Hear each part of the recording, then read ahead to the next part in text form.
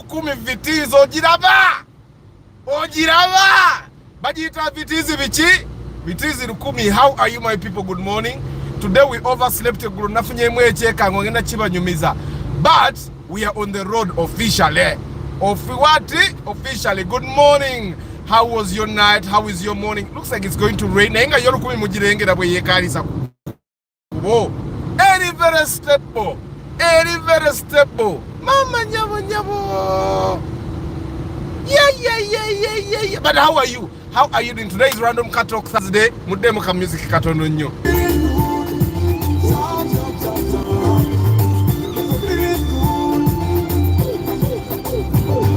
The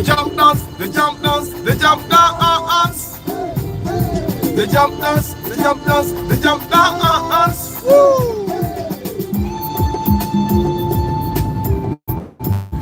Wasuze muda. Baka macha munyanko. Murire muta. Muraire muta. Muraire muta.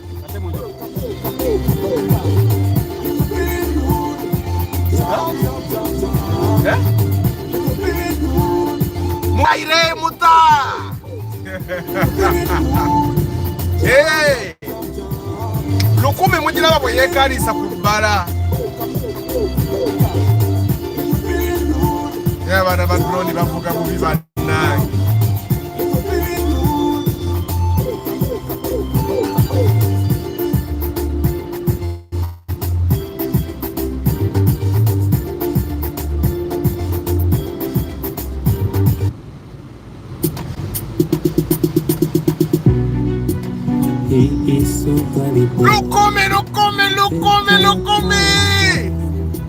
Lukumi ojiramba. Yo Lukumi. Good morning, Random Cat Talk Thursday. I'm going to ngenda kuba mbanyumiza ekyekango kye nafunyemu eggulo, then mbanyumize ne moroka gye twaguze. You gotta wake up, awake sanity. She got no love for you. She got no love for you. He is so gullible. She's got a cold heart. It's not about love. She's after his money. It's what the feelings are when you're by my side. Random Cat Talk Thursday. Omwana wa drone bimusobedde naye pote bakwaye era ayisirizeewa nkyam eri wali yejja abayi nze siiyise bimoroka bya musenyu banange people. How did you sleep? Did you sleep okay? Me, I slept very well. My family is okay. We are healthy. Wateka tugwabigo netwevuluga tebayisiza mu kkoona eyo lesoni njibawa ne bw'obanga odduka otya toyisizanga mu kkoona. It's what I feel inside when you're by my side. Omusenyu omulala gwe twayisiza mulowooza tatabuse wuyo ayisiza omusenyu gwe twayisiza zeemu naye n'atiisa. Naye naffe ze tunaasigalira nga tulumbe. Tolinga enjuba olinga emunyenye oli musaayi ogunzambulira munda. Let me tell you the truth, you speak with a voice, it's in high definition. Take a picture of you, 3D glasses, make it an invention. Baby girl, you will rock with me. Keep me by my side, you will stuck with me, girl. It's what I feel inside when you're by my side, yeah. Sekajja si vitizi. It's not proper okuyisiza mu kkoona ekyo nkigamba ne bw'oliba mu mmoroka ki toyisizanga mu kkoona kati ne wano olaba wadde wali clear. It has a straight, it's a straight line. You're not supposed to overtake. Now this is also a corner. Don't ever overtake in a corner. Kobe mu mmoroka ki. It's not right, it's not legal.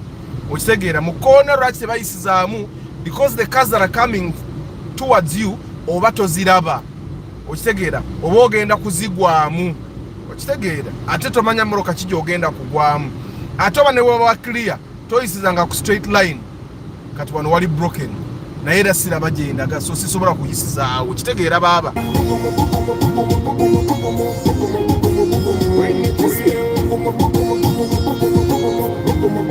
Good morning Starch, good morning Black Rain, good morning banamanya sobola gasoma twazuukusera ffe mulaba nze nzuukusa famire yonna naye nze nafunyemu ekyekange ggula nange ngenda kibanyumiza.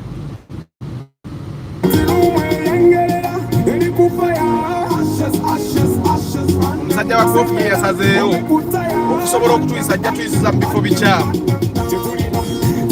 Good morning people, Random Cut Talk Thursday. Random Cut Talk Thursday.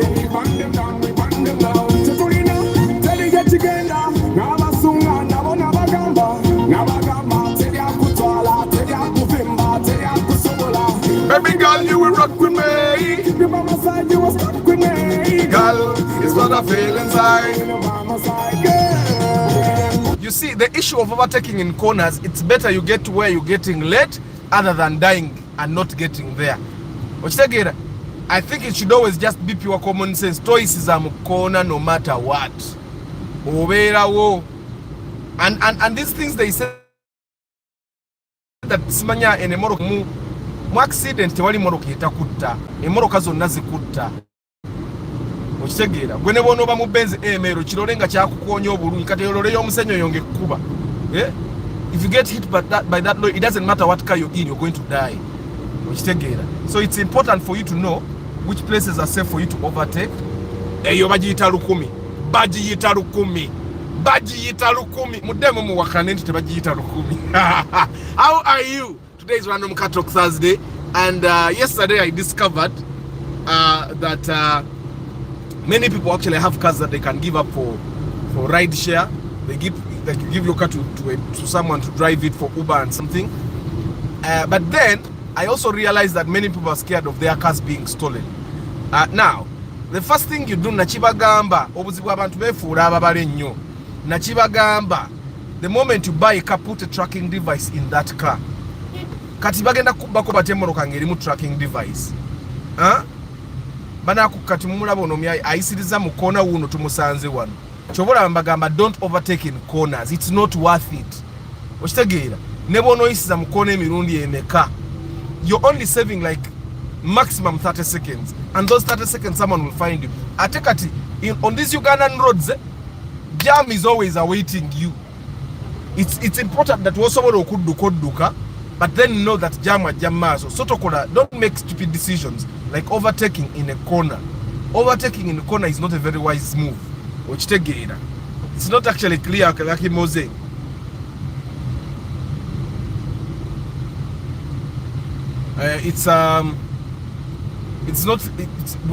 We can't even know what's going to happen, whether it's going to rain or the sun is going to shine, or we can't know what's going to happen for sure.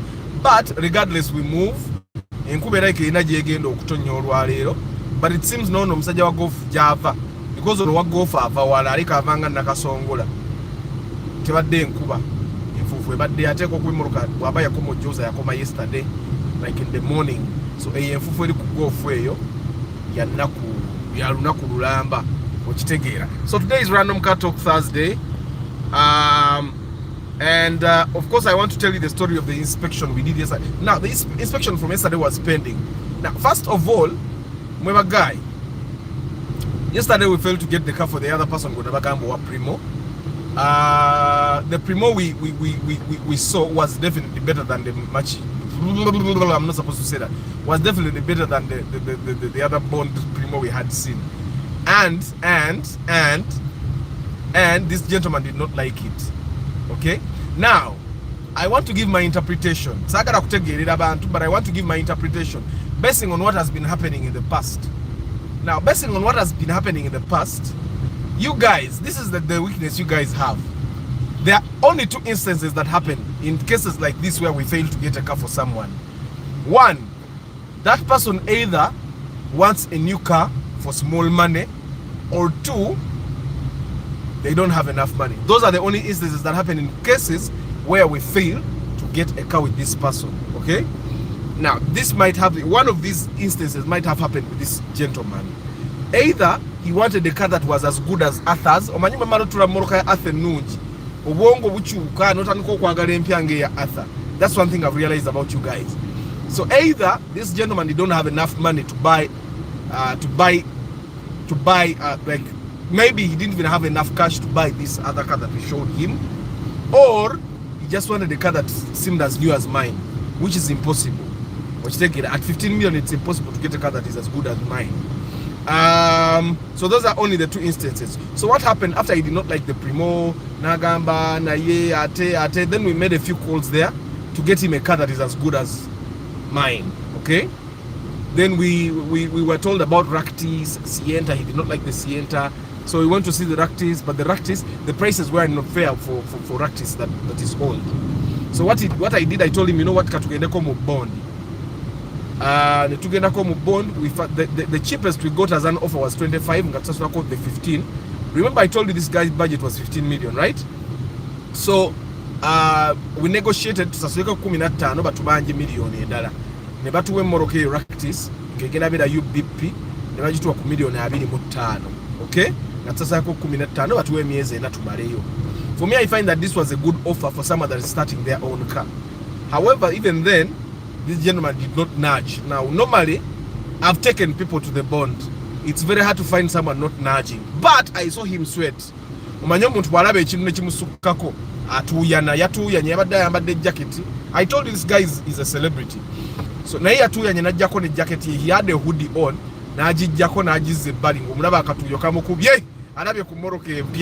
But still he did not nudge. So then we left.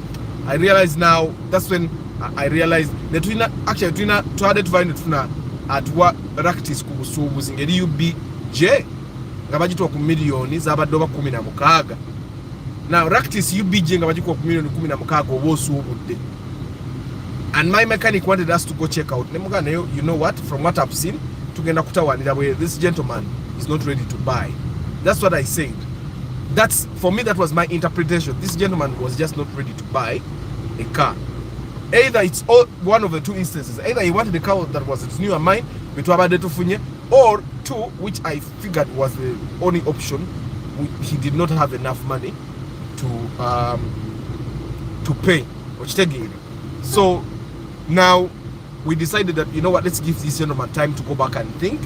But I told him an extra day is paying. You have to pay for that extra day. And he agreed that he would definitely pay for the extra day. But with the knowledge that he got while with me, I'm sure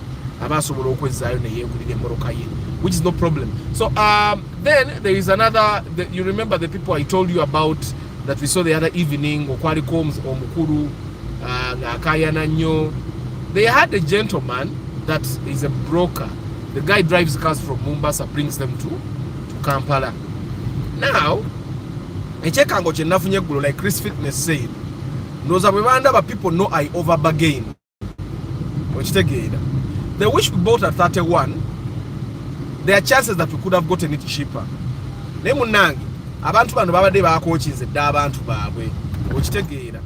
Because the wish we got, we could have gotten a better wish at like 32. However, this gentleman, we can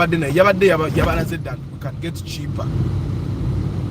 Now, one thing, if you look at the pictures of that wish, they have in a sport rim. Yabade ne mileage ya mitwalo 18, which is a little high. However, I realized that when nabadde mu kitundu mwe nabadde nga senga abantu bano bageza ne batagula mu motoka nabadde ngenda ddugwamu, and I could not tell my person because mba mugamba yabadde agenda kwekyanga aveewo ate nze nfune ebizibu okitegeera. Of course zino wish ze twalabye nze nali nazibagamba, if I had brought these people myself, we would have safely gotten out of that bond ne tugende ewalala without trouble. However, nazibagamba ate nga nono omusajja amanyiyo ye bwe yakedde n'abatwalayo, and the issue is bwe yabatutteyo nze tebaŋŋambye, nze baŋŋambye olwedde batuuseewo. Bwe yabatutte, emmotoka ze yabatuttemu ye wali IST je twagobulala. Remember I told you about the IST that wasn't good. We were nyini we wali. So emotoka zino, they were not the best, but they were good. They were good. They were not bad, but they were not the best. I would personally advise my buyer to top up some money afune emotoka esinga kaawo. But mu kitundu kino nga wemba nyingira nti ababroka bangambirawo gwe okitegeera atoba babadde tugwe twagala sente ababaguzi bo tumanyi balina sente because they were there the previous day but they had not looked at these wishes because their minds were locked on the Rumion. Then when I took an embagama, it's better to buy a wish than a Rumion, which is totally true. And then I knew because they wanted maroon, so then I called this place. Nembabuza mwina wish za maroon because they were trying to save money, which is a very good thing. Nebanga tuina wish za maroon. Na wish erije twasoko okulaba wadde yali higher in price, or eri wish twalaba the other day, it would have been a better option. Naye bana abantu bawano omusajja gwe babadde naye yabadde ndoza ayinawo ties, ayinawo relationships ez'amaanyi, and there was a crowd outside there. Sinyina ebizu bye sikyagala katukuwereetera kasita emotoka ebeera ng'eyita mu price yayo because that wish gye twaguze at 31, it's the cheapest you can get the wish in the market right now. Your Valvematic okitegeera, it's the cheapest you can get in the market. So it was good, but I know that we could have gotten better, like at an extra 1 million okitegeera because wetwajja wish eyo emotoka zaabwe tezibambi nebambi ezimu teziba tezituuka okitegeera like eventually they took them to see Noahs and the Noahs were not good. Here the Noahs were not that good okitegeera era nembagamba nmanyi instead of taking those Noahs, first of all the Noahs were like 2008 models. Right now I don't encourage anyone to buy 2008 model car okujjako nga toyina sente zogattako kugula mmoloka ya mwaka mupya. Now here we were getting a Toyota Wish 2010 at 31 and they are selling them Toyota Noahs at 34 2008 models. And from inspection here, from to inspecting, we want to make sure that at least majority of the things check out. Now, the crucial things that were not good with these Noahs were, first of all the sliding doors would fail in like 2 weeks because the mechanism were all rusted.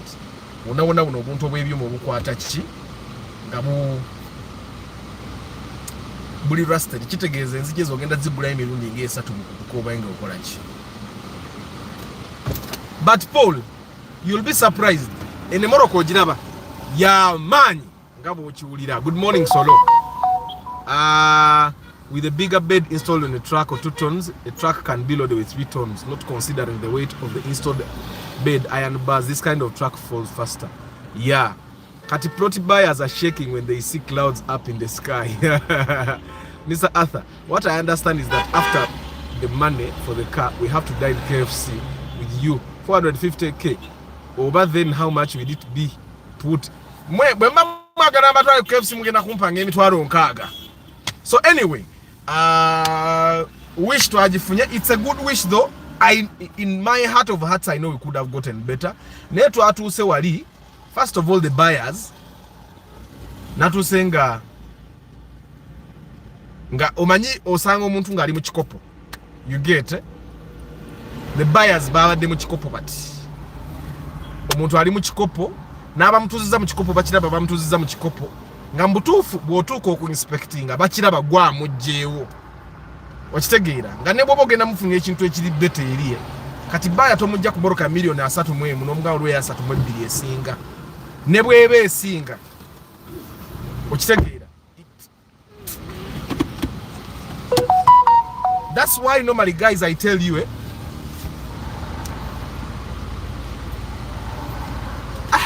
that's why I tell you yesterday because I knew the place we were going to. The other day when I was telling this person about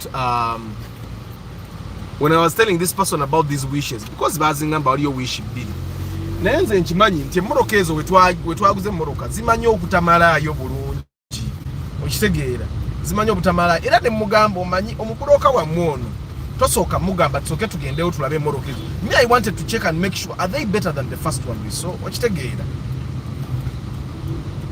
naye omubuloka yabatuttewo okitegeera. So waliwo ebintu kati mbabuulira banayi people that want to do pre-purchase inspection with me waliwo where you tie my hands nga bwentuukawo sijja kugamba nti kati onsibye emikono naye ng'oba onsibye emikono nga amazima I cannot box. I don't know if you get what I'm saying. Nga the best option I have is to pick the best from those. Era kye twakoze we picked the best. We got a push to start wish 180,000 kilometers. Kati mbabuulira nze bwe mba ngula emmoroka nze nga Arthur nga ngula emmoroka ezange I buy the best price. Emmoroka eyange eri ku kilomita 7,000. This one ebbanga linakagivuga eri ku kilomita 7,000 ng'ate egivuga kilomita 85 olunaku olumu nengattako eza inspection eri ku kilomita 7,649. okitegeera there are places where I know that they have genuine mileage for 2010 models. But the mileage is really genuine. For the wish it would be around 90,000. Which take it. So an extra 90,000 is quite high. Which take it. But the other wish that was there, yabade roof bajinyiga. Roof babade bajinyiga. Ngata babroka akakantu katono bakabulula. Ngamba kakati goguzo omuntu ebbati erigudde mungo lidaba nodiraba simply because you want to sell. So the other wish had a lower mileage naye nga roof yayo nga gobo tuko ko upgrading ngo ina go yagalo jiguza bajja gambe moroka yagwe ekigu which is not proper. So we share ne tujesonywa it had a lower mileage, the engine sounded very good. Zombi zabadde nungi naye eri wish ngeringa manyi baziretera mu container. So in the container baleka balina kye bagituuzaako ne kijinyiga ebbati.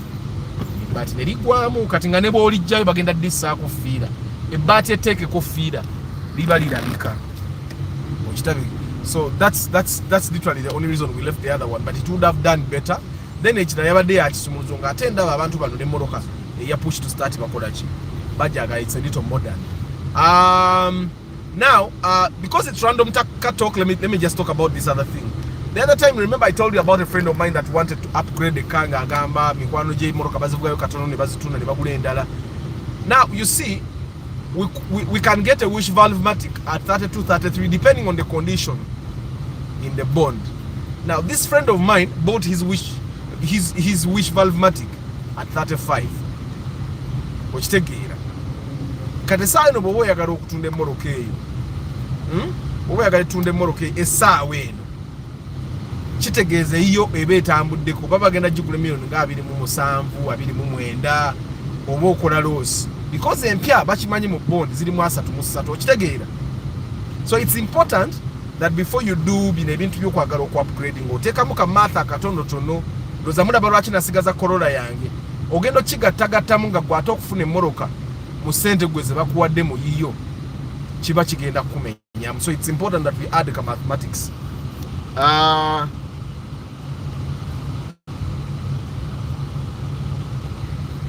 Good morning everyone. Arthur, I'm coming back this year. I want an Uber car. I will look for you to get me a good car. Thanks for the good information. Amina Barbara. Good morning. Rethink. Yes, we can. Chris Fitness. Arthur, I told you yesterday you are slowly becoming hated, but regardless, you have to do your job. The rest is background noise. No, Chris Fitness. Actually, the thing is, but the issue is this thing mwabademu ukono na relationship. Omwami ono yabadde atambuza abantu bano mukwano gwa muzeeyi eyabadde agula emmotoka.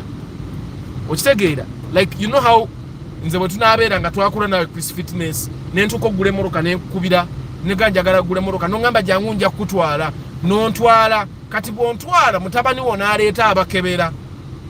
Okitegeera kati atenze nga jontutte wazizise akasenteko kati ate nga n'ababuloka abakolera mu kifo ekyo bonna bakola ki bakumanyi nga ate n'oli bamumanyi byakebera. Okitegeera agwe baleso kebera kati bamanya byakebera bwatuuka bwati ne bamulalikirawo okitegeera. So that's what happened yesterday, but regardless emmotoka gye twafunye egenda kukola emirimu gyayo, ejja kukola emirimu gyayo n'okugitunda bajja gitunda bwe baba tebapapye bajja gijja mu ssente eziwera. But that's why normally guys I tell you musajja wa basa alimeseza abayisa tayagala muyitako omulabye ataxi bade bayita yebbali abaganyi.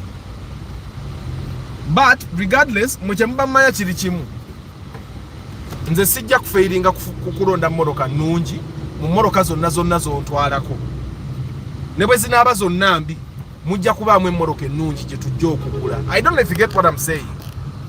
Naye please don't tie my hands, tonsiba mikono too much ntuuka ku extent nti kati olaba nga the gentleman gwe mbagambye ataaguze emmoroka yesterday twatuka ku primary gye twalaba embi nga mbutuufu abantu bonna abali mu kibanda mikwano gye ng'onoonya ne bw'omugamba emmoroka eno mbi nga tolaba. Era yesterday I was chatting with him ne mugamba nalaba mikwano gyo nga bakutadde mu ddagala, ne mugamba emmoroka eyo togigula ekirungi. Nze navaawo ne mulekawo ku kabanda kaabwe, so they can't say I'm the one that stopped him from buying, but bali bambi baali mikwano gye bonna okitegeera. And that's the thing that I was telling you yesterday. Osobola okulaba omuntu nga mukwano gwo naye nga mukwano gwo ate he's not working for your best interest okitegeera. So it's important that we always remember that. We are blinded by the love we have for these people, the trust we have for them. Probably we are this time their own interests are overtaking. For example, yayina makanika naye makanika bwe yamutwala ku Alex kitwa kutekserimu accident nyingi okitegeera teyamugamba sport room emu okitegeera waliwo ebintu ebimu ebiri very obvious ng'omuntu olugula emmoroka bw'ati alina okuspendingirawo. Tikane emmoroka ogenda gigula eriko sport room mbi kitegeeza olina kuzijjako oteekeko ordinary, oba olina ogula sport room ekifaananafaanana bwe kityo okiteekeko, and the car will not look as nice as you want. And you know the one thing that I've realized about you guys, bwe mba mugenda ogula emmoroka kasola emmoroka ng'erabika bulungimu ku bode interior ng'erabika bulungimu mwe muli okay, you can buy anything okitegeera. That's why when you're going to buy a car, it's important that you have a guardian angel. Never have Arthur. Get someone that is impartial, someone that is definitely going to work in your interest. Oba kumanyi, oba takumanyi, naye wetaaga omuntu ali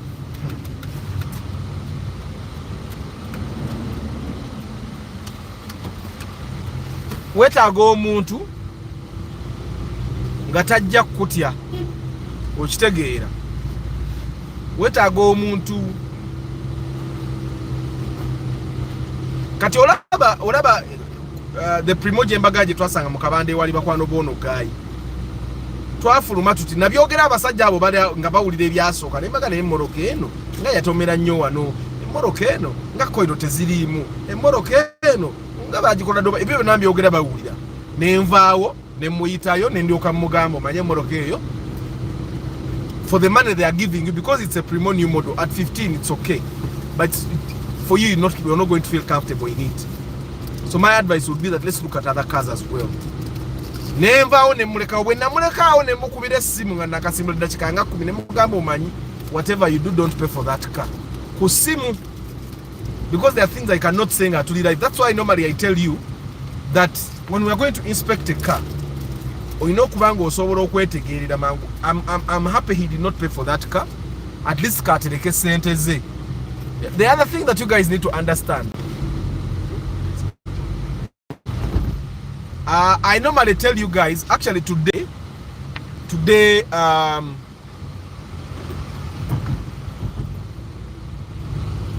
we are going to inspect steel. Tugenda kumumoroka za rais olwaleero. But this gentleman called me last evening, nambuuza, Arthur, should I move with money? With the money to buy? Nemugamba, don't move with your money. If we find a car that is nice, we will drive that car to the bank. Now, normally moroka z'obubanda ne bonds tasobola vuga to the bank. Naye kati moroka gye tugenda okugula tulina gigula ku muntu. Kitegeeza we can drive that car to the bank. I don't know if you get what I'm saying. We can drive that car to the what? The bank.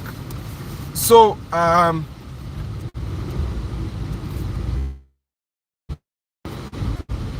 network ensumbuwa mtujiwemu ka time.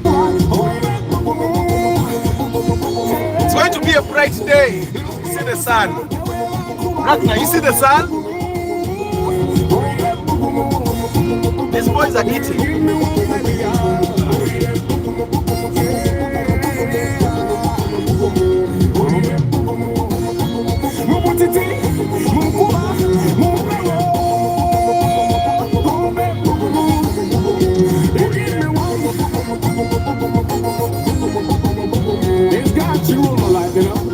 She done a lot for me, so I do the simple thing for her. Cause she give me warmth, everything she do give me warmth, you know. She to charcoal and flip boom. Okay, man. Network navigated to Nyumye. Brother and everyone, today I'm late. Let me like the broadcast. Amina King Daniels. Nange tu sereti no rwalero. Lero twebase gulo nafunyemu ekyekangano za kyekindetedde okwebaka nasuze mbirowooza mukko. So now this is the solution. Jukira nabagamba this year you're going to pay 450,000 on the first day. You'll pay 50,000 on day 2. Okay? So this is what I'm thinking we are going to constantly be doing. Boboze n'abantu ngo ina broker watu tambuza mu moroka. We will look at the cars. Okay? Tusoke broker tumuleke. Tudebbali tuogere nga tumaze odabe moroka zonna. Tukole analysis entuufu etaliko bias. Because the one thing that I had yesterday that was troublesome is that omwami ono gwe babadde naye broker waawe nga tata muzeeyi wadda naye wadda. There is no way you would give muzeeyi a proper analysis nga contradictinga ku byoli byakolaki. Era the only contradiction gye twakoze omusajja ono yabadde abajja kuwisha abatwale ku Nuuwa nga abalimbye no balima nti wishi zino baaziguze nga abatwala ku binuuwa biri ebibi. Ontegera kyembagamba ekyo kyo twakiganye neŋŋamba kasita zonna zonna emmoroka zize katutwale wish at least yeri better ziri Nuuwa zaabadde si nnungi ng'ebirungi ebiriwo bya aesthetics nti interior nnungi bode nnungi otegeera naye nga Nuuwa zaabadde teziyita ate nga already bazibaguza ssente nnyingi okitegeera ezo zo twaganye. But nga muzeeyi wadda ono gayi wadda okitegeera. So that's the other thing. Try bwoboze n'omuntu agenda okukulaga emmoroka, try as much as possible to have space to your own, because otulese tukebere tukuwe honest opinion. So if you want an honest and open opinion, make sure you're going to get space where you're not with these people, where you're not with the brokers. Try as much as possible to find space for yourself to talk with the people you have brought to inspect the cars for you. Because omuntu, and they know bwantampa space kwogera naawe nze kai awo atenga muzeeyi bambi yabadde atudde mu ddagala ne tusalawo ne tugamba manyi tulondeko emmoroka ennungi at least kuzina ebbiri batwaleko eyo okitegeera. So kati omanyi okoma okubeera mu kintu otandika okukiyiga okitegeera. And Chris Fitness, I'm not really hated. I don't think I'm really hated, but I find that I don't want to be hated. These people want to work with me, but ebiseera ebisinga they fail to find a way to talk to me directly. Okungamba omanyi tutaddemu naye olunaku lweggulo do nategedde nti baataddemu, because I even went to talk to the Indian refused, and I knew this was like the best offer we could get. Okitegeera mu we share you, because all the other places I knew now were at 32 and above. So there was no way we were going to get lower than 31. But regardless, we still got a good car. It was a good car. I know we could have gotten better, but there was no way I was taking these people from there. There was no way I was getting these people from there. I have another person that told me they want to buy a Subaru. So netusigala netuyita mu bondi ezo tulabo batuyinza okufuna mu Subaru ennungi naye nga Subaru zonna zibalina mpya ate za bbeeyi nnyo kale. So netuvaayo, but I was also using that time to survey if these people actually hate me. Chris Fitness, these guys don't really hate me. Munange nabo baagala kukola sente, and because they are commissioned people, sente zaabwe ezisinga bazikola ku ggwe gwazoggula okitegeera awe twabadde at least kuba tulina bond gye tugula emmoroka like the bond where we bought the Primo, the Fielder, there is another place where we bought the other new Fielder, the place where we bought JK's newer. Those places abantu baayo bali ku musaala bonna betudiringa nabo so tebateekamu ssente okitegeera. But this place where we were n'omuyindi yennyini okwogera naye toyinza kwogera naye nga bano abayayi tebaliiwo. Nze nafunye omukisa okwogera naye direct nze kuba nabasinziza amagezi nembuuza omwana yabadde atulaga ebisumuzo omuyindi aliwa naye nagenze eyo babadde bamaze dda bambi okuteekamu omuyindi nga talina bwavaawo ndowooza kuba naye bantu bakola nabo. But anyway, regardless, we still got a good car. Ekyo njagala mubere nga mukimanyi. At that amount we still got a good car okitegeera. And also I realized that my buyer at this point in time was looking so much into saving money asigaze sente mu nsawo okitegeera nga tayagala nga the goal was to actually save money. So the good thing is we save money. At this we bought at $1 million less than what we were buying the other time. Kweli nuwe eri yasooka okitegeera. So which is a very good thing. Teyabadde na sport rim yabadde na wheel caps which is also not bad. So wheel caps customers zisiba nazo ziri okay. Anyway, me I'm not a fan of sport rims. I don't know why people give a fuss about sport rims. Zemoroka kasteba ngekola bulungi.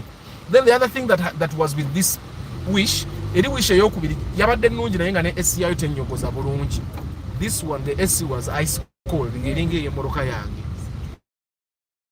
Okitegeera. Like we can be in a weather that is very hot and I put AC mama aba na blanket. Ye AC yemoroka yange. Atenze kati naku zino mvuga AC full time ndabira wamuziba neyagala. Omwana mumulaba oyo boxer baboxer tebaba na bunyama babera mu kudduka. Naye nze I would rather have a body that kukanga kangazi than being able to beat. Kubanga neba boxer. There is a time I went to get training in kickboxing and the guy told me, trainer nangamba atha ngenda kutendeka ebintu bino naye nkutendeka okubaaga odduke sikulwana n'abasajja bajja kutta nangamba nange nyinamu naye nkuba kusuula nziruke kati why am I training? Why don't I just give them what they want and I go? Kitegeera nemba mbitu bya kickboxing a lot of effort for nothing. Zema njagala nga bwe bamanyi kickboxing mbakuba nga Jack Chan oba Jet Li oba Bruce Lee bwajja nakuba abantu 10 pa nemba kuba nga sikoowa nga Jet Li bwakuba oba nga Bruce Lee nebwe mba training akuba ko omwagwe nziruke ne baba ne Jet Li aina ne ate Jack Chan yasinga okudduka. Jack Chan, when Jack Chan is fighting people akuba bwadduka Jack Chan mugezi naye gundi ono Doni Yeni asigalawo n'abakuba bonna ne bagwa n'ayimirira nawo bo bennyini ne badduka.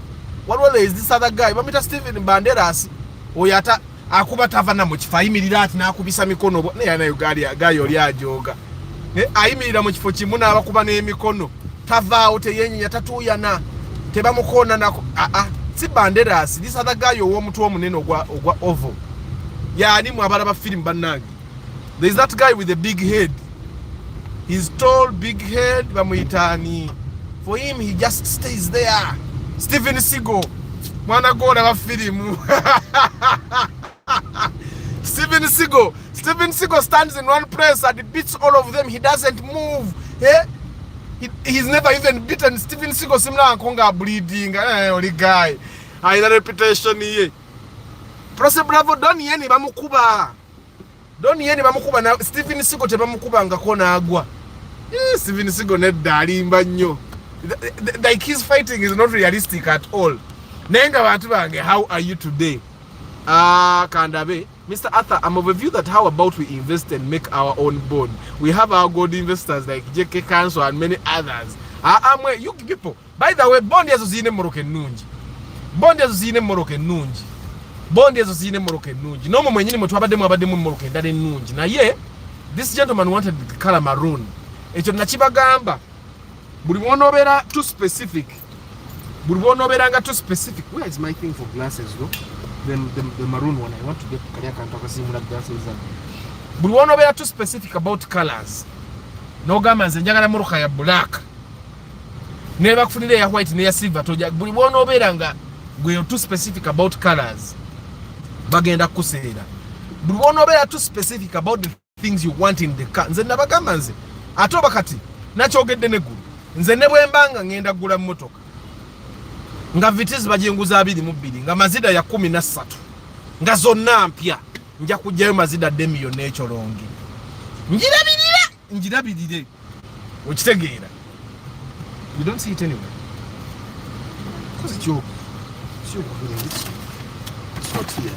It's your clean. It must have been here in the chair. Once you want to tell you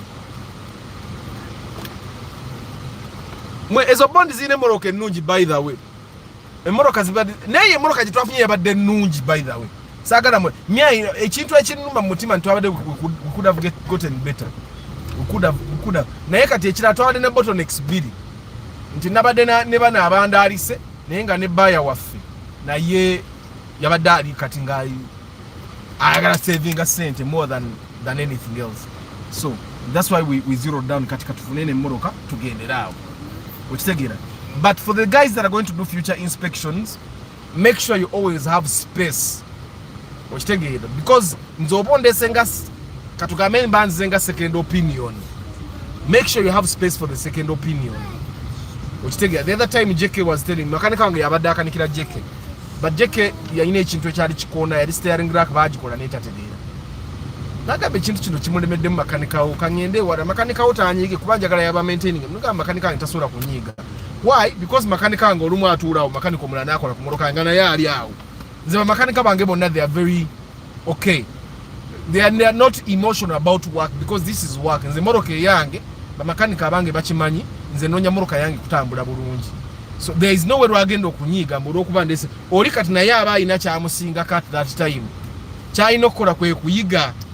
Okitegeera ebintu by'emmotoka bino kati ngenda nze njigiza abantu b'embeera nabo to put emotions out of it because it's a car, it's a tool. Then ekirala naawe oli gw'otayagala akwate ku mmotoka y'oli ojja tuuka nga naawe oyagala okumwebuuzaako. You get some people have problems. You have paid. Arthur, why do you listen to brokers? They are already broke. Me, when brokers gather, I leave that place. They are talkative. Baba broker bobera. Baba ne aba broker kati ataba broker bene nakawa mabondi genu. Abamu bali corporate, bana aba broker bali corporate. Bana broker bali corporate. Aba broker bali corporate. Okuba bali corporate, bana aba broker beno balina na association. Balina na association ezibalwanirira. Okitegeera. That's why it's important nti nawe omulimu olina gukola ki corporate nnyo. Nze nange lwaki ebiseera bwe tugenda mu bondi ezo ziri corporate. I don't want them to blacklist me mbenga si inspecting a mmotoka ezo. Because nange banneetaaga. But association esobola okutwala ne bagamba oyo gayita dda mu kibanda kyaffe. Oba oyo gayita dda mu bibanda byaffe. I don't want that. That's why I try to keep a good relationship with them. Because ababroka mbalaba naffe tubeetaaga. Era naffe tuba twagala emmoroka era naffe tubakubira. Era neze emmoroka ezo babadde tebazirabye by the way. Nze nakubye yessimu mu bondi eyo. Omubroka waayo nangamba waliwo wano wish za maruni meka. Bo babadde tebazirabye. Omubroka nangamba weeziri. Era bwe nabadde twadde tuvaawo the other evening nengamba omwani omuvubuka ono yampise ne muga kuba omuvubuka wa myaka gyange. Nyinza oba musinga n'obukulu. Ne mugamba omanyi kye twalikoze enkya bwe tuba tugenda okulaba emmoroka ezo. Oyo mubroka musooka omuleke tusoke. Nze kye nabadde mbala nabadde nkimanyi nti bali abampise abandaze emmoroka ezo gyeziri. Twabadde tusobola okuvaawo ne tugenda because bulijjo ngenayo nenkebera emmoroka ne tutasiima ne tutagula. Okitegeera bulijjo tugenda ebbuka tebammanyi nti Arthur era olumu emmoroka bwe ziba mbi baŋŋambira ne ngamba manyi Arthur emmoroka ezirimu si nnungi lindamu. Okitegeera so bo bamanyira ati nzija nenkebera nenkola ki. Naye kati ekizibu ekyabaddewo nti these particular cars saagenze nabo nabasanze already gye bali omusajja abawugudde abalaze eri emmoroka okitegeera so nga one or another we had to take one of the cars that he had showed them. Naye nga nuwa ziri zabadde mbi okitegeera nga ku bbeeyi gye babaguza bongerako emiliyoni nga 2-3 ne bafuna omwaka omupya ate nga zino on top of being old nga n'obulungi si nnungi. I don't know if you get what I'm saying. Naye nga overall kasooke mbaze ku bbala kanywere ku mazzi.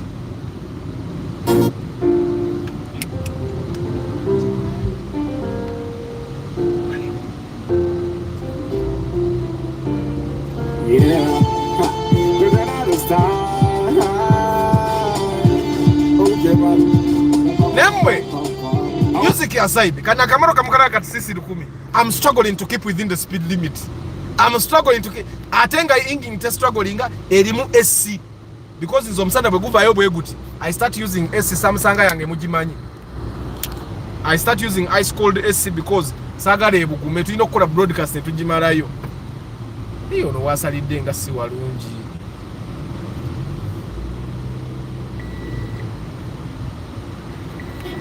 Bwe kibina. Yani yabaga nti kibina bazivuga ku highway mulabe. Kibina zinabeera ku bire ebikubo byebwagisi. Yeah. So anyway, Bertrand Funa, okay, yabadde nnungi by the way. I would buy it. I would definitely buy it. I would definitely buy it. Please don't tie my hands with Jokola inspection. Tonsiba nnyo mikono. Tonsiba nnyo mikono bambi. Ekyo kyembasaba. Saagala munyigire. Naye ate kunyigira nga gwe wansiba emikono kiba kibi nnyo. You tell me, what's up? Come close here and tell me.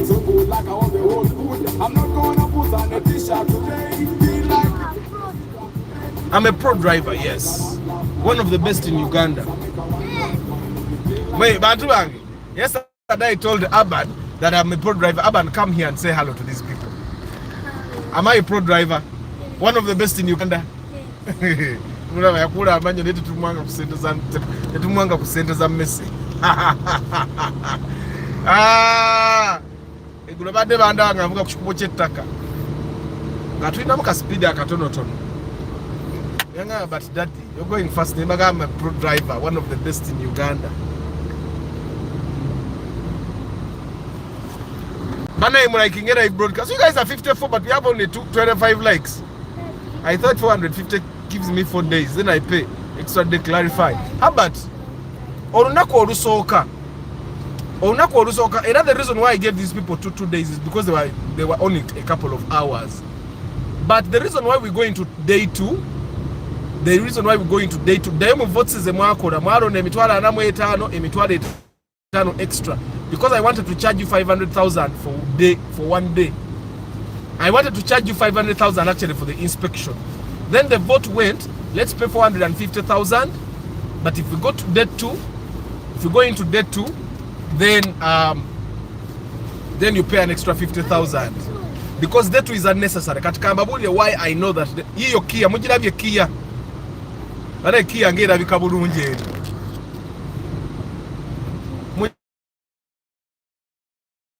Mujirabye Kia. Looks lovely. Nani? What? That's a car. The car is called Kia. Kia? Yes. Wow. And it's electric. It's an electric car.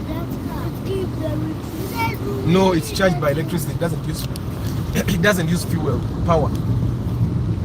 Kari, Herbert, let me clarify on the charges. This is what happens. Let me actually use the examples of the 2 inspections I've done. 1, the primo person. Yeah, it's called Kia.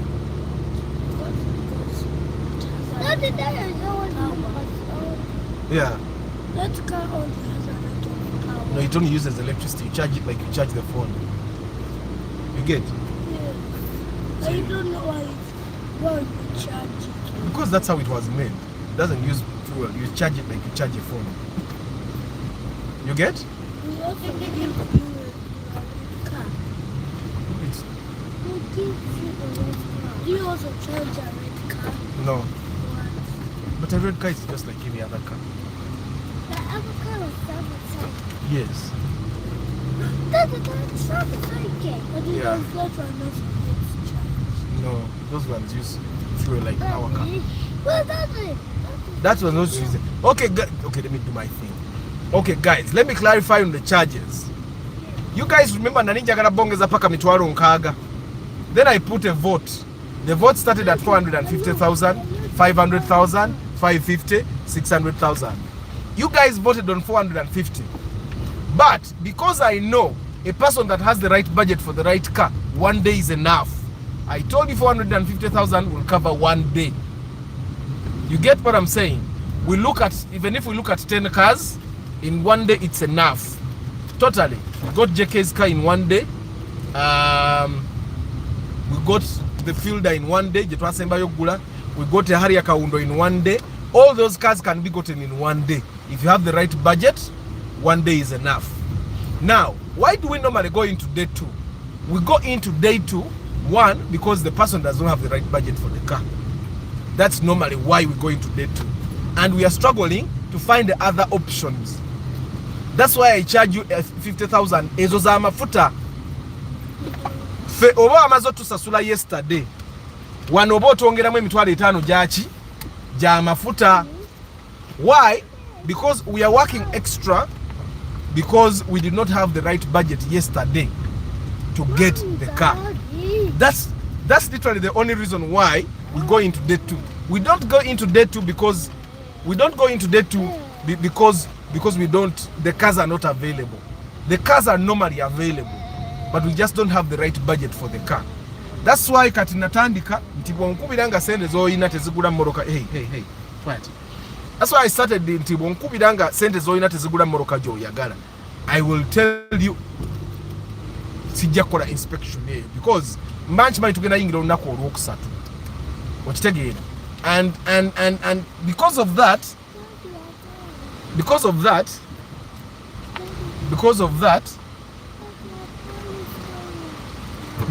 that sometimes people lie to me. Nani man center azinanga takola chi. Ngatazino banga agala checkinga mukatale. Okitegeera. So but Herbert, 1 day if you have the right budget is enough for you to get a good car. Kati boyingira olunaku olwokubiri gire emitwalo 5 jaffe ja mafuta. Chobora nali njagala mba charging emitwalo 6 omulundi gumu. Okitegeera.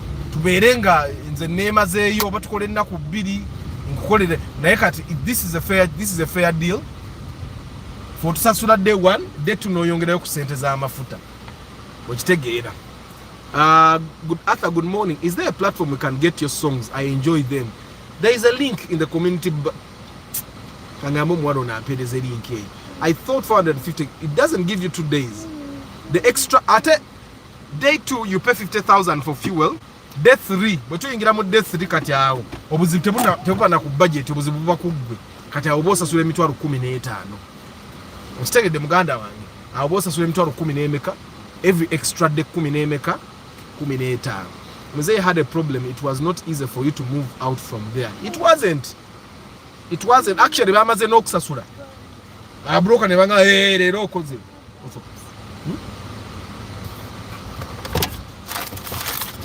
Bwana kati awo muli mtugulaba. Obutu bange bwagala utendi mwabusubiro. Bana ibo bato nayambala galubindi bwebaze mukama. Amaso gaffe Katonda yagakolanga ga amaanyi. They clean themselves, the eyes. Good, okay. Lucky Mose yaga me, I don't have friendship in relation to buying and spending. Nange sicha ina mikwano. Me, there are times I went with people I thought were my friends to buy stuff. Ne ntomera. Later on I realized bategeera nti ntomera nete bangamba na kungamba. Okitegeera. You go with someone to help you. You go with someone that helps you make the decision. Okitegeera. But try to be as independent. Ngabo nabagambye yesterday. Ate give yourself space.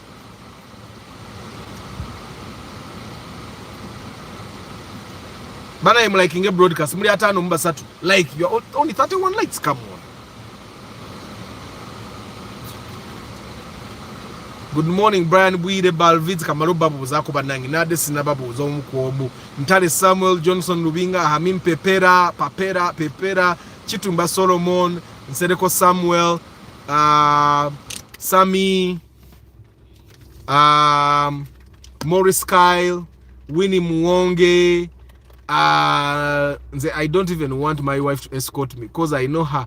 She's a bit emotional about things. Mr. Arthur, you decide whether we eat KFC first before inspection or after. I know we shall be well. 16 million is good budget. KFC tumulia tumaze funa moroka. Botuja KFC nje tuafuna moroka. Njagala botuja. Jetufugane tugenele KFC net parking. Ane tulia enkoko yafe. Good morning, Winnie Muonge. Good morning, Arthur. Is it true that Uber doesn't register a car below 2010? And if you import a car being used abroad with a number plate, is it true you pay the extra, you pay the same tax like a Japan used? Yes, because ebate yasasula musoro wano. Obo ino sasula musoro oguli local. Ochitegera, you have to pay local tax. So that's what happens. Hii wini ogenda gule moroka nyonyo. Arthur, webale kuweleza Amina Frederick, Alan Musoni, Morris Kyle na kubuziza dagwe. How much can I get a good fielder? If it's a used fielder, ngoyaga fielders in empia bili mukaga kuambuka, you should have about 23, 24.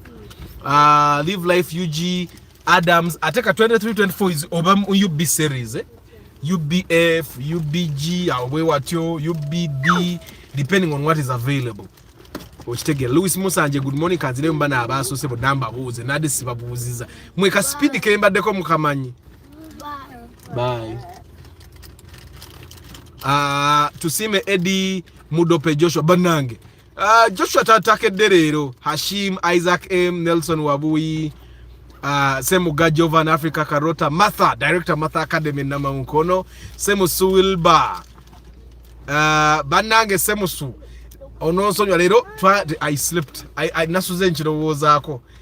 Nasuze ndimbirowoza. I think that's why I overslept. Chris Da Vinci, Moses Heath, Muyombia Mark, Sammy, Vinny Katz, Bukenya Samson, Deepin Kofi Balvids, Chris Fitness, Samuel Cisse, Prosi Bravo, Seka Jajon, Derek Lule. Kati mwenamba buziza. Kati mwenamba buziza. How much can I get a used Mark X? Mark X, ne million 15 osobola kufuna nga UBA.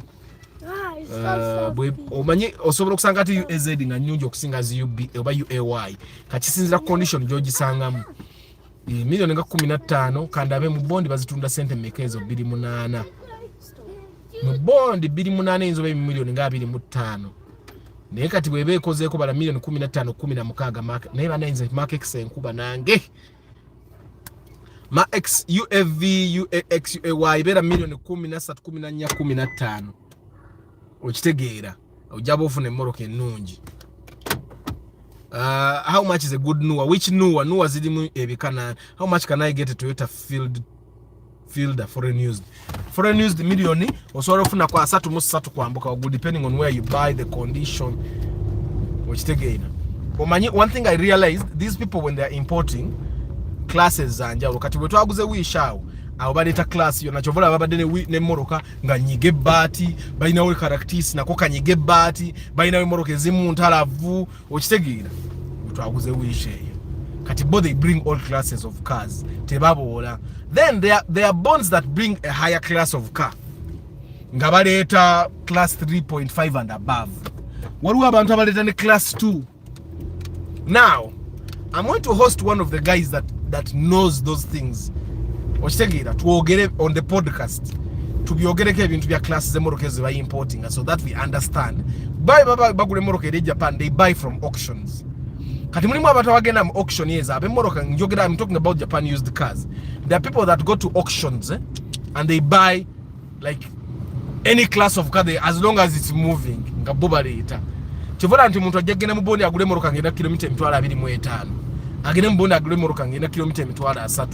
And majority of the time when you call these brokers no baganja gana moroka ya raisi bagenda kutwala eyo jogule moroka is class eyo class 3 class 2.5 ochitegeera. Of course class 1 tebasobola gireta. Class 1 those are accident cars ochitegeera, but class 2.5 bagireta, class 3 bagireta teba nungi, class 2 bagireta kati, but there are bonds that only bring class. Started yino ani ayaga started yi ayinga ina kyafumba woo ne kati akonze nkasamu esatu ako ankasamu nga 2 kitundu yakasaako n'omudumu 2 nga kitundu kale n'okasamu emitwalo 5 okasiba yingine kuba kote kalabika bubi ne mama kajjudde fira muyitirivu ne kati kano okasamu milioni 2 kitundu nokakuteekamu emitwalo 5 nga bankaaga ejayingi ni kabaka yingide million nokamayira mu million nga 3 kitundu nga kali in good condition nenga kalinga akalimu ekigo ate ekigo kyako kinene. If you look at the rear windscreen ogiraba side yene ya right ne side ya left teziri ku level yemu bakagolola ne bazaamu endabirwamu eyo okitegeera era ne botuna on the rear the lights ewa kuba indicator nene watakuba tewenkana okitegeera kalimu ekigo n'olugiro emabega teruggala terunywera kalimu ekigo kiri sadida baba naye okasaamu ebbiri gwe moroka ye million ebbiri tekyalaika kako n'okutambula katambula.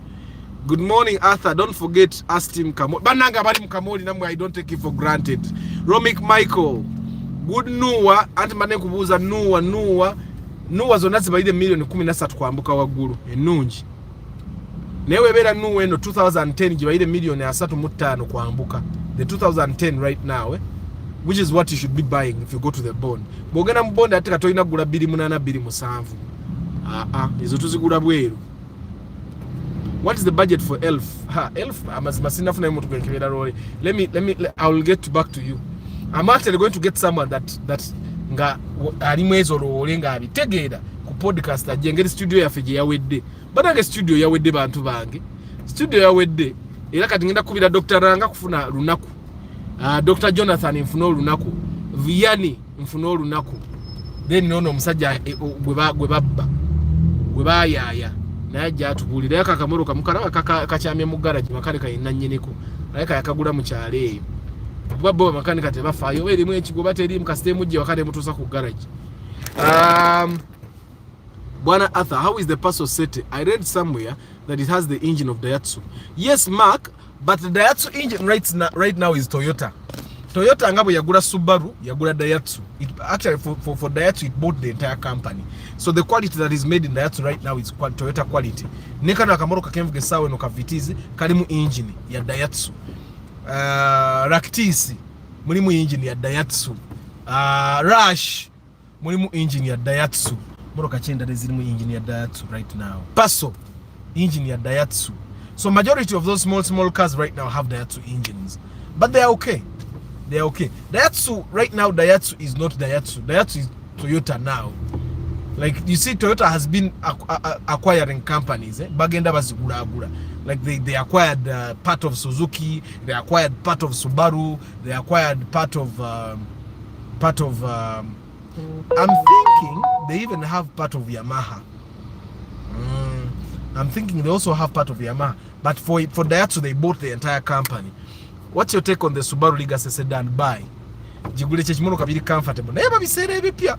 Ibipya biliyoba million 5 mu bond. Those sedans, the Subaru Legacy, in the bond they're about 55 million. They are very expensive. But it's a very good car. Just not like all Subarus, their engines are delicate, but they are very good. Very, very good cars. Very comfortable as well. And also the sedans, the Legacy sedans, it's almost like you're driving a Primo new model. It's just that the Primo new model, younger year it has recognition better than the Legacies. Good morning, Pascal Joseph. How are you, my brother? And the sawa yange yawezedda. Ila katika anzile munso manya to recognize the guys. Don't forget Astim Kamoli. Yohaze. Kanzile munso manya kati ngamba siwula because awe weze. Na yemwe. Abane bona agamba ati the pro driver. Kasupidi kemvuze mu video atenga banange buno moroka kati bwa amanyi kali vitizi mazojigezesa. I'm thinking mbade njagala mvuge mu ku Passo because kati ebintu byonna kati byenkola by the way sikyakola byange. I also experiment for my channel. Kati vitizi mujukira nabagamba nga togula vitizi 10 gula, but the new models eryenkadde 10 si nnyo nayo simbi, but the new models I know they have power. Majority of the Passos on the market are actually automatic. They are not CVT. Majority of the Passos, those small ones, they are automatic. They are not CVT. They are automatic. They are not CVT. So those ones, be assured that you're not going to be driving CVT, so you're not having. Of course, now you need to inspect what is a CVT is automatic, but the majority of them are automatic. So now you would know you'll be driving an automatic. Stress. Kamba somemba siwule Hamim Papera Pepera, Tusime Eddie, Mudope Joshua, Hashim, Isaac M, Wabuyi Nelson, Semuga Jovan, Africa Carota, Martha Academy, Semusu Wilbur, Chris Da Vinci, Moses Heath, Muyombia Mark, Sammy, Vinny Katz, Balvids, Deep in Coffee, Hayi Yoliga Sejoba Dogam. See yere mabega wachi Volvo. It's very executive. Gura yo sebe moroke eri $1,500,000. Iyo wish twaguze wish efana native Valvematic. Samuel Cisse, Prosi Bravo, Seka John, Sereko Starch, Derek Lule, Morris Kyle, Lucky Mose, Sammy, Solo Extra, Paul Banalia, Namanda Barbara, Rethink Yes We Can, Chigozi Mark, Mutumba Pade, King Daniels, Seka John, Edwin Mugerwa. Hey! Mugerwa obadde obuze nnyo muganda wange. Markex empya mugirabeeyo. Kati ate that Markex togiraba. Enywa bulungi okusinga Markex enkadde. Because I think that's like a 2010, 2012, that one. That's the Markex, but when you look at it, you would think it's a Primo, right?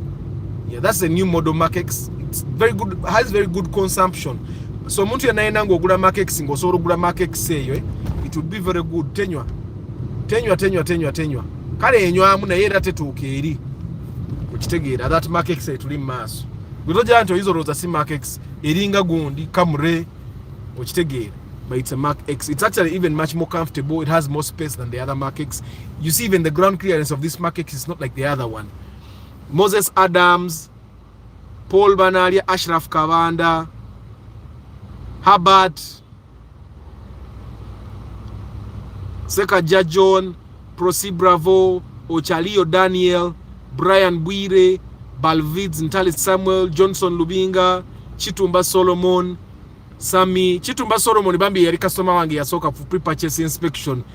Solo we bali bambi kumpagira ye yasokera ddala yasoko kumpe mitolo janga 3 mweta ne ja pre-purchase inspection, and I'm sure he's happy up until this day. Twagula kakosa ka $5,000,000 acheyagala. Morris Kyle nakumaze, Winnie Muwonge, Saleka Ziwe, Frederick Bwire nakumaze, Alan Musoni, Live Life UG, Louis Musanje, Romik Michael, Chairman Zach, Pasco Joseph, Chigozi Mark. Comment yo chikakasa sijisomye kansoke mari Uganda amanya. The Ugandan Catholic Music Collective ata auri se ribichi. It has Valvematic engine. Auri stay na buzibu. Auri stay mu 1 NZ. Always a Valvematic na always in 1 NZ. Always in Valvematic what is singa ziri mu 1 NZ. It's a very nice car. Naye always chizibu kusanga muntu ajinonya tezayala abantu bazagala bwagazi. Ananga Chigozi Mark anonye comment yo simanyi lwaki sigirabye. Nenda kanagira ine njidda namu nga sigiraba. Sale abagambe, is it true? No. Uber registers cars that are older than 2010. It's just that right now they are trying not to register more people. They moved their entire operations online. Which tegeera. Chigozi nga sira ba comment yo baba. Oba YouTube ejikwese kuba sigiraba. Atenzi yo paka eno wagulu yinonya. Good morning Arthur, I want to know the difference between Noah and Voxe in 2009 and above models. Which one do you go for? Personally, I would go for the Noah because the Voxe, people don't like the Voxe. People don't like the Voxe, and you don't want to buy a car that people don't like. Why? Because we not toka to upgrade go ofunyemu kutoke ngo yagala ofune moroke empya singeyo kijja kumenyamu okitegeera. So you don't want to buy a car that people don't like. People just don't like the Voxe. And if you decide to buy a Voxe, it should be cheaper than the newer. Because never did benyini bachimanyi, people don't like it. Okitegeera. People don't like it. So if you decide to finally buy the Voxe, make sure you buy it. If they are selling to you a new at like 35, try as much as possible to buy the Voxe at like 34, 33. Obengo savings mwaka sende because now kajja kusara walingo ojejjako. So but the newer is definitely better. Now the Voxe and the newer, these new models tewali njawulo. Edda mu nkadde ziri wabangawo enjawulo. The Voxe was always much more comfortable. It was like the bigger, the better trim of the newer. But these days, narabye Voxe nendaba ne newer, they literally have no differences. Okitegeera. So kigozi now nkuze musicho. Today tulabe ku Morocco day. Yiyo X5 BMW. Eneringa 2000, like 2008, 2009.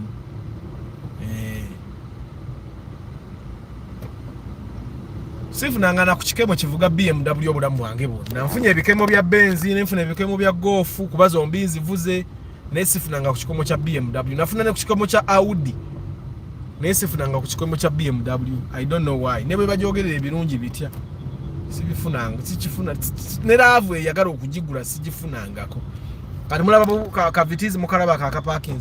Obwe ubera mu million 8 Chobola my follow oli Hillary bwe yali atunda vitsi million 9 kitundu nagansenga ya nebuza ko you would have even gotten more money. Okitegeera. Kube Moroka yali mpya bupya. Yali alabidde Moroka bannange. Anomali buli olabidde Moroka, Moroka ino kuma value yayo.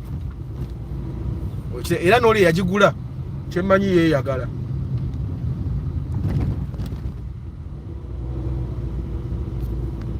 Banange bantu bange awa ya fair Mr. Richie UG banange abali mu Kamoli. I don't take you for granted. I don't take you for granted. I don't take you for granted. Mwebale nnyo kubeeranga ku broadcast ne mugiraba buli lunaku enkya question Friday. Bibuuzo byonna byeŋŋaanya okuddamu olwaleero nja biddamu enkya because tomorrow is question. Today is random cat talk. Today is random cat talk. Era I've brought the randomness. Nabo mwana bwavuga piki. Piki yennyini eri mu mbeera mbi, tayambadde helmet, ye mwana muto ye mwennyini tamanyi vuga piki, agidduka, laba emipiira bwe gyewese naye bannange. Tukole nnyo ng'abazadde, abaana baffe tubategekere. Nze kati nga Abani, nga ndi mulamu tajja vuga ebyo. Tajja vuga bipiki bikadde ebyo. Tajja bivuga. Kubanga akapiki ko kennyini kali mu mbeera mbi, eyo piki mugiraba omuvubuka oyo gy'avuga. Senga egeza n'emukuba, yo yennyini emusiiga tetanus. Okitegeera. So it's bana mwe ng'abazadde nga tonnazaala abaana bangi nnyo banaakulemerera. We lowooza ku future y'abaana abo. Think about the future of the kids you want to bring into this world and make sure that you will be able to give them some of the basic things. Nti omwana bw'atuuka ku campus bw'aba ayagadde piki oba mmotoka osobola omuwa. I remember the first time I went to what's the max paid for Carina USZ. Emmotoka enkadde nabagamba Oloya. I told you old cars have no fixed price. Because how many Carinas have you seen in the market though? That's the other question you need to ask yourself. The reason you're not seeing Carinas in the market, the reason you're not seeing Carinas in the market is simple. It's because those cars are hot cake. They are like Primos. Now, the fact that you have not seen so many Carinas in the market should tell you the price. That it's going to be a little highly priced because there are not so many in the market. You get it? So I don't want to bias your mind. I don't want to bias your mind towards a car that is nice because the fact that you're looking at it, it means it's nice, right? So just negotiate and get the best offer you can. Nze mwenyini nongambe sawa for us to look for Carinas. I don't know any that is in the market right now. So because I know it's going to be a tug of war looking for a Carina right now, I'm telling you, just negotiate with the person. If you're happy about how the car is, negotiate for the best deal you can get. Okay? Don't try to dictate the prices for that person. Because we both know there are not so many Carinas in the market. And that's the liga sejoba dogamba. You get poor aturai flower. You get what I'm saying? So if you are looking for a car that is not so much in the market, and there's not so many, you need to understand the facts around your purchase. There are not so many cars in that car in the market. So don't try to fix the price for that person. Compare for me Subaru Impreza 2014 and Toyota Rumion. You're tying me, Gidudu. You're tying me. Now let me try to just go through the basics. The Rumion gives you more space.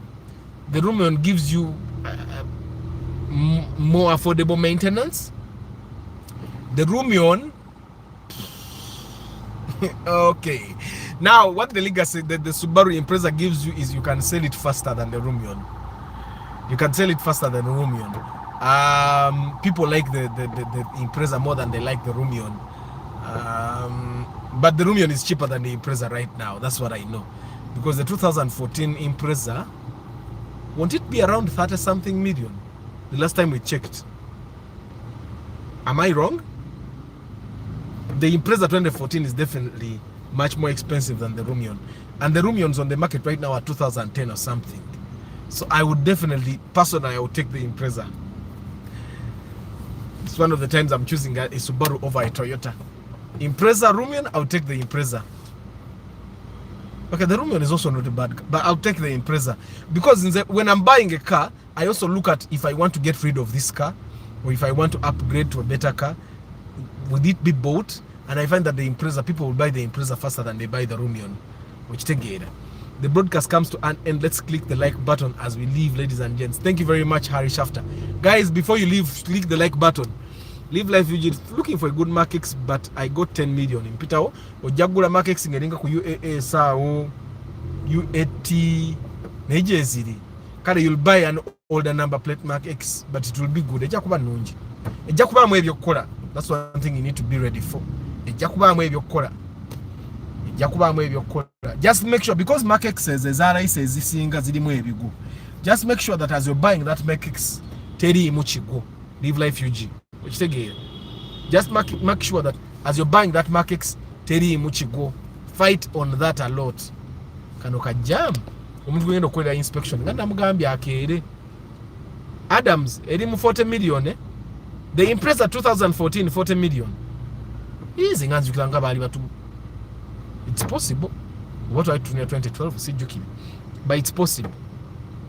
But the Impreza will go faster than the Rumion any day. I'm telling you. People like the Imprezas, by the way, if you didn't know. And the Rumion, people are fast losing interest in it. First of all, because it was hyped in the beginning. But it's 1 million anamubidi, it hyped. Neana yasaja watunda Rumion itandikwa wali eri 2021 2022 bakola sent. Well, you can imagine a car je batunde million 2.7 kati nga bali bagitunda anamubidi. Do you know what that means? Bakola sent. Mwe Chiriga sono kyabadde ayogerako kiikyo. It looks nice, eh? Kiikyo nkirese kimpise n'okumpisa tukyetegereze. Yeriga say looks nice. I like it. I like it. Kati yalowooza mbu mugezi kumbe nze muwadde. I like it.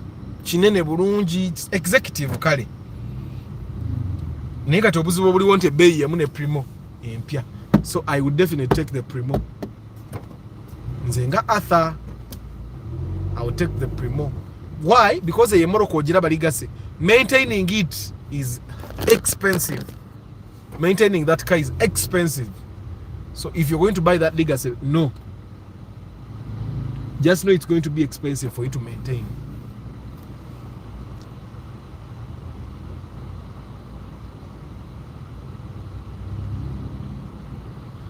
Kale guys, kanjira nkuba ku music kuba nali bade nabasiibudde naye kati lwaki mbasiibule. I'll make you one, me make you one, me make you one, boy. Nuwayiri gye mulina ovuga. Nikukana katunga tekakya stretching anda. Enda kajjayo nkakyuseyo nuwe ya black mugiraba. Si emu neeri. This is different from the other one. This is SI, the black one is SI. Then the grey one, eri ya grey in mass, eri mabega wa Sienta. It's X. Then this black one here, this black one is SI, the other one is X. SI is like the maximum trim. Jetwagula ne JK, the SI. Ebe ina extras ezisinga kuza X. So if you can afford to buy the SI, buy the SI. Era bwogenda okugula, the X is cheaper. But this is like 2010. We try to gula ne JK twagula 2000. This is 2010. Twagula 2011, I think.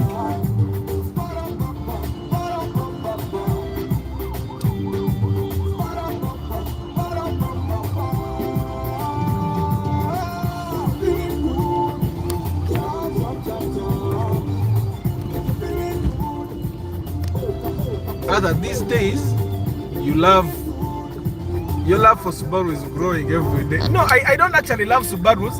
I think the bit yakatibidi nyo ku reason, eh? It's reason. I like that legacy, but I would not buy it when there is a Primo. Because I look at maintenance. But now the reason why I chose the Impreza over the Rumion is that people will buy the Impreza faster than they buy the Rumion.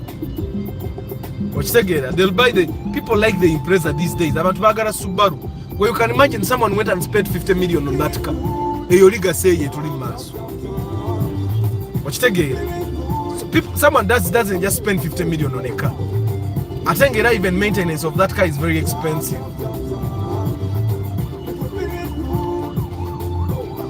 Today tuyite wagunde Antonio je yatugambye tuyite. Kade moroka je twaguze yeno, but for it it's maroon, eh? No mane tala yaliko ona sente zili gula zikyabuze. Eri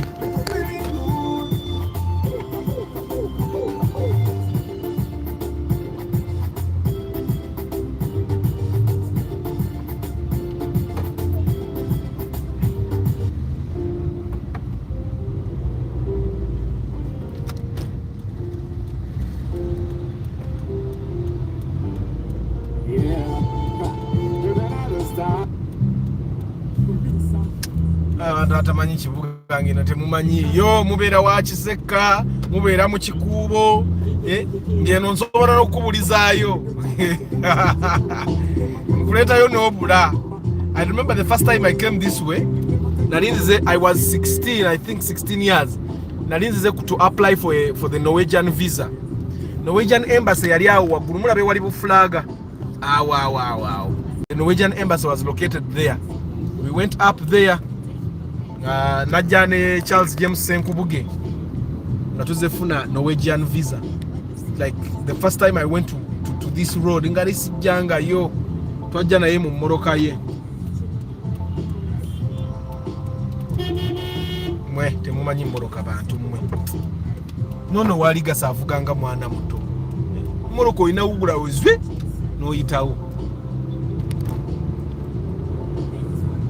nekyedayo ku bantu abavuga Subaru abasinga mumanyi kulinnya muliro temumanyi mmuluka. Good morning Daniel 12, Dennis 12. Bambi mliking a broadcast, it's good for the algorithm. Good for the algorithm.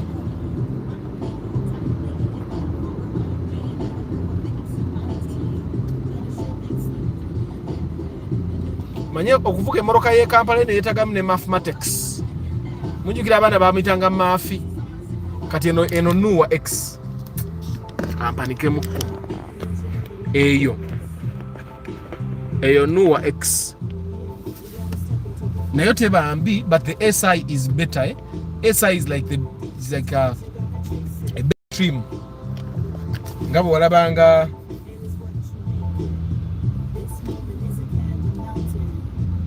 nenga zine moroka ezisinga ezo nuwe ezisinga olugirwe mabega lumane ka switch ngabo olaba busiento obupya burawumo obupya, eh? Because obo motoka bonna you can open the sliding door with a switch one mazo. Ezimu zine enzigi bbiri, ezimu zine olugirumu, eh?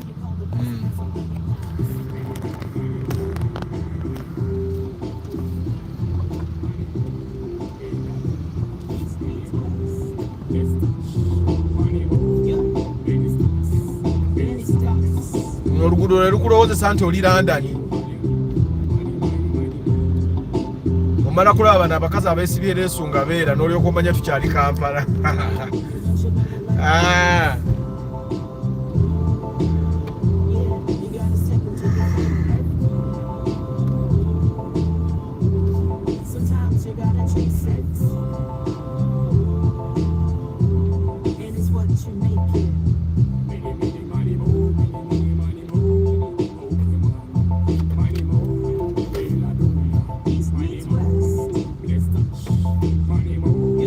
Benny Stacks. Naina omuntu nogengera okukola ne inspection olwaleero. Buli lunaku alaba broadcast. Kyemanyi ne kakati ali mu kulaba broadcast. Yangamba, but Arthur, you're telling me to get to your office at 8, but I'll be watching the broadcast. Namugamba, I'll end the broadcast as I park there. Then we just go to the field. Delta, how are you? kati eno gye bayita golf course omanyi tuyinza okuddawo nga tumanyi nti buli omu amanyi ono we wali golf course mulimu abantu abatajjangako eno.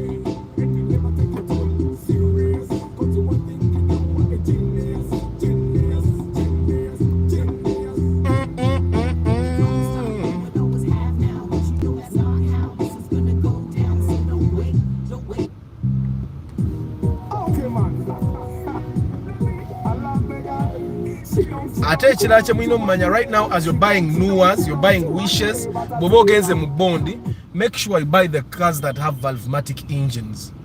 Togula moroka etali mu Valvematic ng'ogula Nua oba Wish. Simanyi oba ntegeerekeka. Because you want to get eyo Nua ogiraba. Enywa kumpi kyekimu nga VTs eno. So why wouldn't you want to buy a car that consumes literally the same as a Vitz? Ng'ate yo nnene. Okitegeera? So nebo nobo ogenze ddi mu bondi weerwaneko ogule moroka erimu Valvematic. Actually omuntu yenna alina agule moroka ng'esukka $3,000,000 okujjako ng'emoroka gy'ogula ogyagala bwagazi nnyo. The best thing for you to do is to buy a car that has a Valvematic engine. Ne bw'oba akamoroka obadde oyagala katono okitegeera, find one that has a Valvematic engine for you to save fuel. Okitegeera. Comment yani gye baholdinze for review kanjirabe.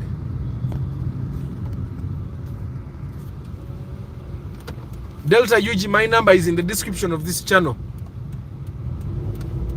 Moroka etambuza sente ng'esise.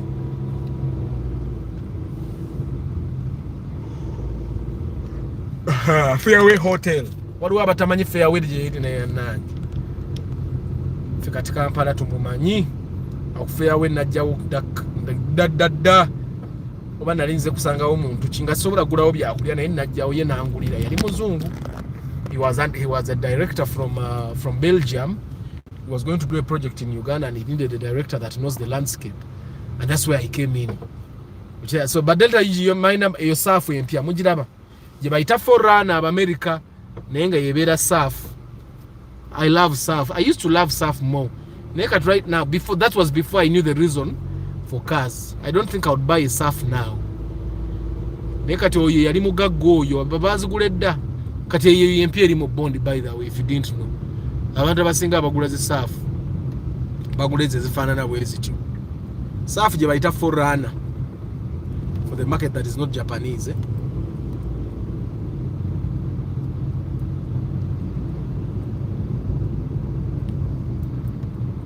Mulengera green ayene waggulu uptown.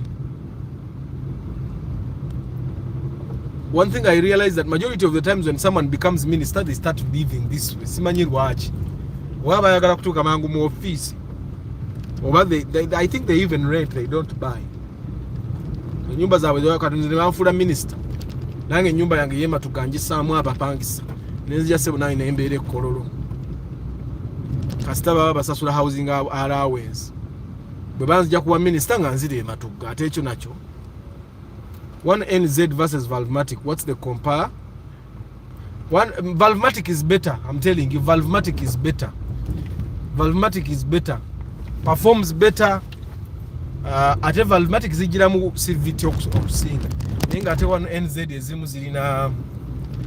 Some of the one NZs have automatic gearboxes, but Valvematics have CVT only. So Valvematic is definitely better. Give you better performance for less fuel. So definitely go for Valvematic. Don't even think about it. Newe bera one NZ ngeringa mu Sienta. Valvematic eri mu Nuwe ejja kunywa bulungi okusinga Sienta. I'm telling you. Ate kati ngojja kwesanga they are selling to you a Sienta at 28 million. 26 million. Yet you can get a Valvematic Wish at like 32, 33. At least ziweyo ziriba kubanje. Otegeera ebintu ebimu kati tuvene mu byokutya amabanja. Ebintu ebimu tuberenga tuli very logical when we are making decisions. Nzogula ekisinga kati sti bamanja ne manya nti kyenfunye kisingawo.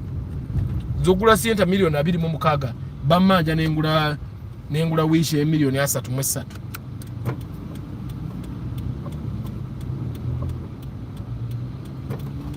Sikyayinza gula Subaru Forester.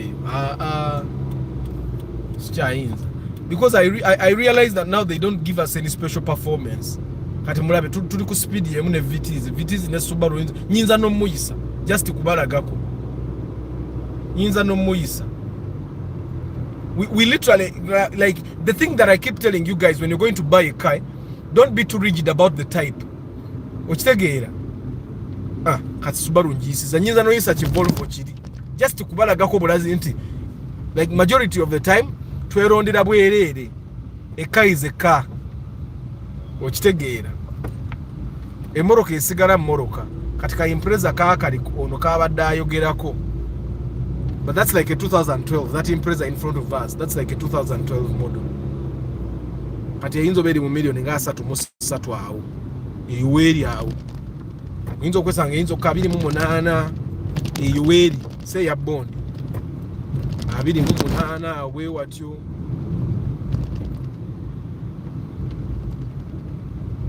Ya bond eringa mu 35 I think 34 2012. So olaba ne VTs 2012 eri mu million 33. What about repair wise? Repair wise, what are you going to repair with a new car? New engines don't die unless you treat them badly. Service is service. Where terera simari ku simu zunga agambe n'abantu abavuga Subaru abasinga bayiga bazunga, majority of them bayiga. Twatandikidde ko oli abadde avuga ligase tulabe nono wa Impreza azunga hiyo Volvo C90. By the way, the Volvo is the safest car in the world if you didn't know. So omuntu yenayina ina sente mu abagamba oyagala vuga safety izo Mercedes Benz simanya Golf simanya biti simoroka zili safe. Eye moroka ye tuli maso Volvo, it's the safe car. Kebere sedan ngojifunye nga ya Volvo, they are safe mumu zizi towa, they are very good cars. Ate no kufate zimara gafa iyo Mazda Biante. Someone called me about 2 weeks ago ngamba he was getting money, he wants to buy a Mazda Biante. It looks nice. No money. The only reason I would buy a Mazda is if it's cheaper than the Toyota counterpart by like 6 million. But still nehange nefafa gane nacho ekijja kijje nano nabasibudde abantu bange namwe abali mu Kamoli. If you're watching this video later on in 2024 or if you're watching it in 2025, because I know it's a possibility, thank you for being able to come to For the Love of Cars. Bantu bange podcast egenda tandika studio ya Wedde mwalabe ekifaananyi ekyo nakyekubye nabadde nakakyekuba ne baddamu ne bampita ngene kola inspection eyo gye twaguze wishi nga batuuse dda mu bondi. Bannange bantu bange, if you're going to inspect the car, that's why normally I tell you if we are going to buy a car, jango nsange tuve wano fenna tugende nga we are on the same page. Kuba ne bobo oyina omubroka nga tutambudde naye bwe tuba naye mu mmoroka ategeera how we are going to operate. Ekitegeera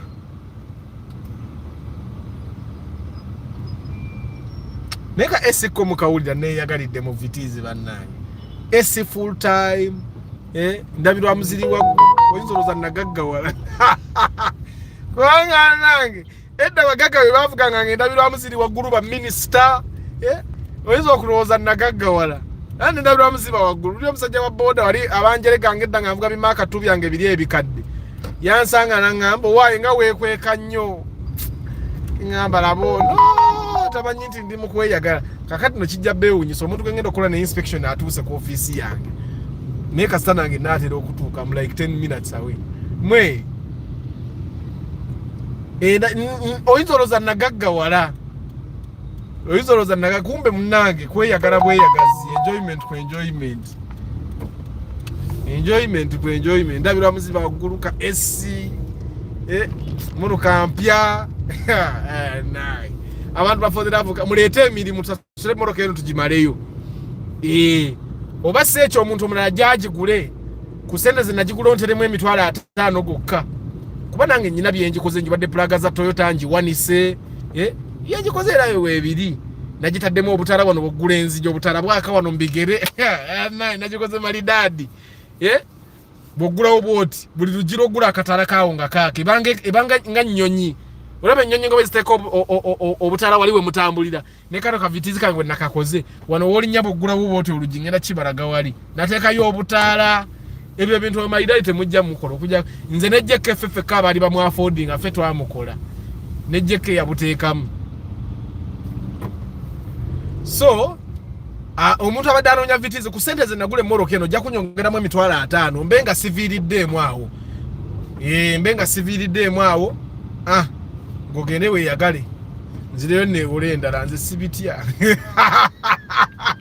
sita mabanja tetujja kutya biduduma tetujja kutya biduduma naye nga muleete emirimu gya pre-purchase inspection mitwalo 45 gyokka mitwalo 45 gyokka nga tugenda tufune emmoroka ya naye bambi tojja nga tolina bajeti ya mmotoka era sooka onkubira oŋŋambe atha nyina sente bwezi zinaagula emmoroka eno oba gano janku live tukyogere open kati nga bwolabye oli agambye alina million 10 yagala markex ne mugambe emmoroka gyagenda ofuna jjagifuna nejja kubaamu ebyokukola okitegeera kati yajja gigula ng'akimanyi njiguze sente zange million 10 neeyagala obeera etambula oba ogenda kuba weevuga ate bulungi nnyo naye egenda kubaamu ebyokukola nga bikola ki nguje Daniel yo anti kati Daniel bwemba nkola broadcasting ngiteekamu airplane mode but I'm here, I'm entering also we yakigegeeyo I'm here Daniel gwe tugenda kwa Daniel nga weerope mangu Daniel, why are you reporting yourself?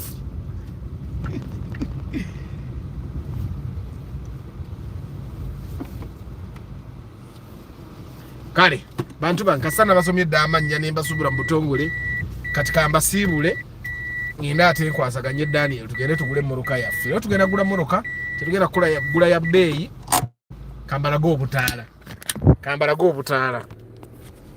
bwenzigulawo ne kaaka bwenzigalawo ne kazi ate eri side kaba tekaaka keno ke kaaka era bwenzigulawo side yeeno ng'akeeno kaaka maidadi gwe natadde mu mmoroka eno mwamulabi ebyo byonna byonna mbikoledde wekitegera bane guys let me wish you a very lovely day simple techie hi I'll see you tomorrow morning question Friday any question kyenambadde siddamu anywhere enja ngenda kukidda may God bless you ciao